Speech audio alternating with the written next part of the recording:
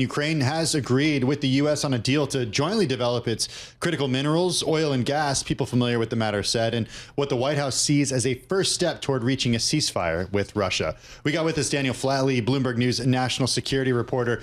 Daniel, is this indeed the beginning of the end of the war between Russia and Ukraine?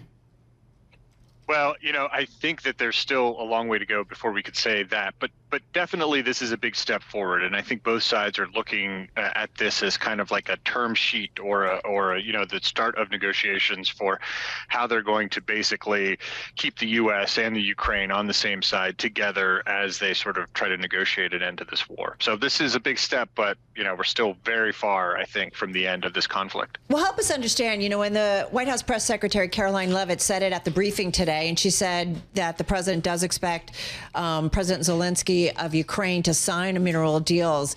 I don't know, you guys are on this day to day. When something happens in the White House press room, does it usually mean it's a significant sign of something to come, especially on something on this level, and especially after a meeting yesterday between President Macron of France and, of course, President Trump?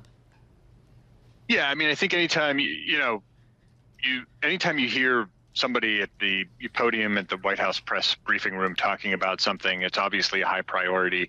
The exact status of an agreement of this nature, is not always going to be sort of known throughout the government, although obviously it's a very high priority. So people are going to kind of be thinking about that at the forefront of their minds. But, what we know is that there were drafts that have been exchanged back and forth between the Ukrainians, between the U.S. This has been a high priority for Trump. Obviously, we saw the Treasury Secretary Scott Bessent go to Kyiv a couple of weeks ago and deliver this proposal to the Ukrainian President Volodymyr Zelensky. So, this has been 2 or 3 weeks in the offing, and there have been some ups and downs. Obviously, going back to Trump's Truth post last week calling Zelensky a dictator and an unelected official. So, it hasn't been an easy road, but the fact that we're here now signals that, at least we're making some progress, or the U.S. and Ukraine are making some progress. But again, as I said before, it's still a lot to come on where this actually goes from here. Yeah, and again, as you mentioned, the deal is certainly in its early stages. We don't know too much about it, but what can you tell us about the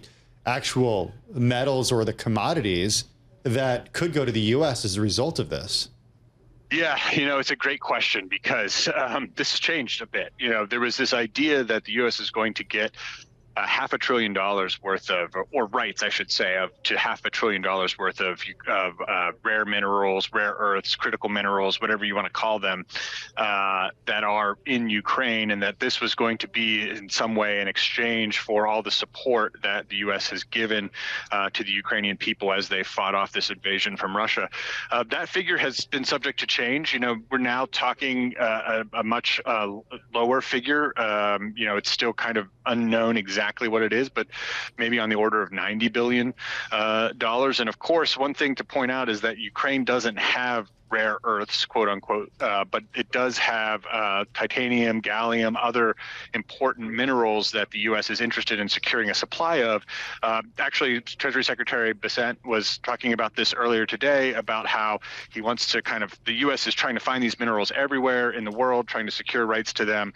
But the problem is 85%, if I have the figure right, of these minerals are still processed in China. So they're also trying to figure out a way to process these outside of China. So this is kind of part of a whole, package of things that the Treasury Secretary and others are looking at. But as far as Ukraine goes, this is really about keeping U.S. support and the interest of President Trump in ending this conflict and keeping Ukraine at the table.